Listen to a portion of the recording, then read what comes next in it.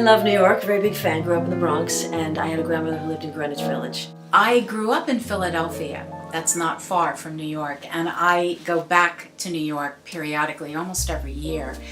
I love all of the culture of New York. I love the feeling, I love the energy of New York.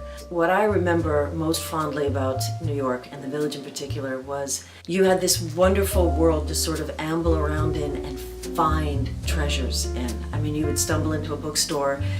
You wouldn't purposefully go online and look for a book. You would wander into a secondhand bookstore and see what serendipity brought you to. And it was the same with cafes, and it was the same with music venues, and it was the same with bars. I am really an East Coast person, and that energy feels very comfortable. There's something so old world and wonderful about that. And it's almost magical, the sense of when you do run into somebody that you admire, a writer that you love, or a musician that you know, and you just feel like some kismet has stepped in and sort of made that happen.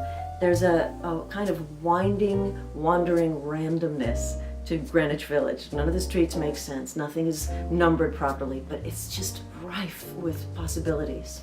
I love arts. I love art museums. I love music. I love dance. I love theater. And of course, New York is a magnet for all of that. I look at pictures of New York back then. I was not part of that scene myself. It's very modern, very hip.